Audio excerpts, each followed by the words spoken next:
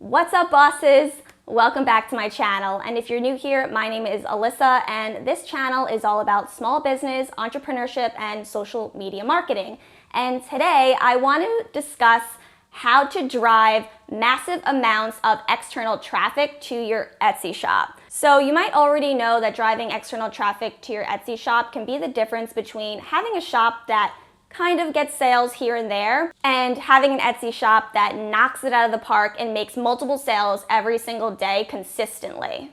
And the reason is not just because you're getting more eyeballs on your shop, but because when you have multiple streams of traffic coming into your shop, then your visits will be more balanced. So let me explain. In March, there were some Etsy sellers, there were a lot of Etsy sellers actually that were experiencing a dip in sales due to the pandemic, and this affected my shop as well. So as you can see, my Etsy search traffic was down for a couple of days, but then it leveled off, and that was all due to my external traffic sources. And if I didn't have external traffic driving into my shop, then my sales would have plummeted completely. So basically, you don't want to put all of your eggs in one basket when you're trying to drive traffic to your shop.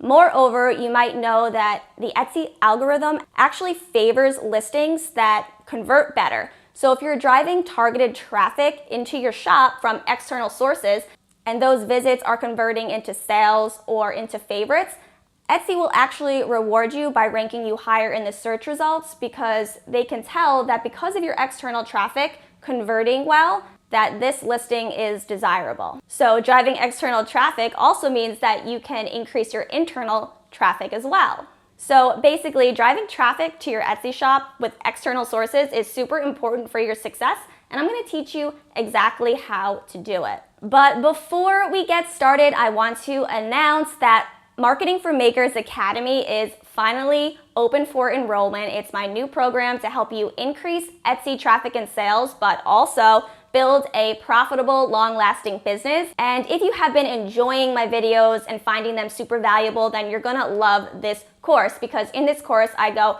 really in depth and take you step by step on how to build a profitable Etsy shop.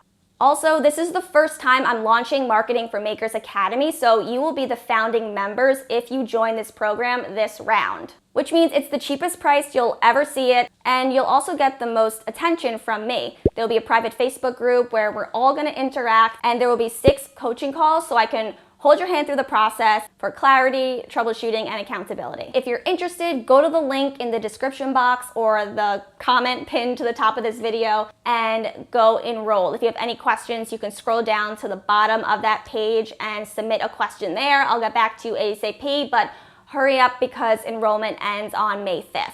Okay, so without further ado, let's get into the video, how to drive massive traffic to your Etsy shop. So in the past 30 days, I had about 8,500 unique visits to my Etsy shop. And 56% of those visits were driven by me through external traffic. So how am I able to drive that much traffic to my Etsy shop? Well, I want to give you mindset shift number 1, which will help you understand what you need to do in order to drive traffic. So number 1, you need to start thinking about driving targeted traffic. So what do I mean by targeted traffic? Well, does this sound like you? You're posting your listing links in a Facebook group forum for Etsy sellers. You're posting your product photos on Instagram, or maybe you're pinning aimlessly on Pinterest. But despite all your efforts trying to drive external traffic to your shop, it's not really leading to more traffic or more sales. So what are you doing wrong? Well, the reason why your efforts are not leading to any sales is because you're casting a really large net and you're basically trying to advertise your products to everyone. It's not only not going to work, but it's also going to hurt your conversion rate, which is also going to hurt your listings rating.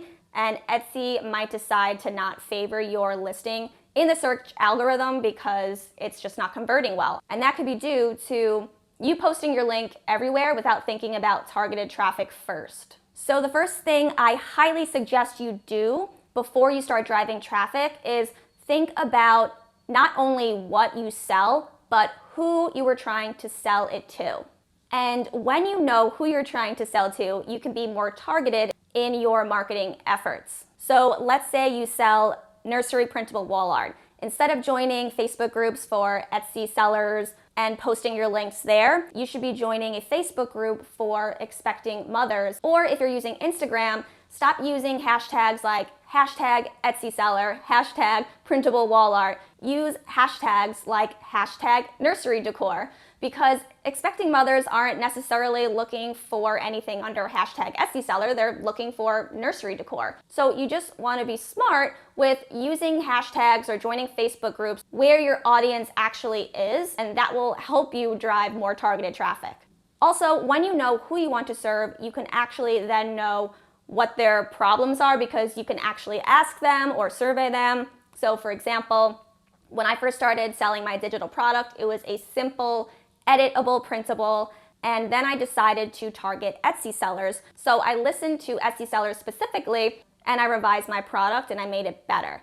And then once I got serious about who I wanted to target and what I wanted to offer, I surveyed my audience and I really learned what exactly they wanted from me, from my product, and I was able to build a more elaborate and better product. And guess what? Every time I listened to my target audience and I made those iterations, my revenue grew. But that exercise didn't only help me make more sales internally, but it also helped me drive more traffic externally. And that brings me to point number 2, which is you need to stop posting all about you and your business. Now you might be thinking, wait, what? Then what else am I supposed to be posting about? Well, remember I just talked about that target audience survey in the last point? Well, I didn't only ask my target audience questions that relate to my product, I asked them questions about them so I can really understand what they're struggling with. So when my target audience told me what they were struggling with, that helped me create more relevant content to actually serve and help them on a wider scale. So now I had material that I could actually talk about and post about. So how does this work and why does this work? Well, think about it this way. You have a pool of people that are in your target audience that know they want your product. And that's a small-ish pool. Then you have a larger and wider pool of people in your target audience that don't necessarily know that they want your product or know that your product exists.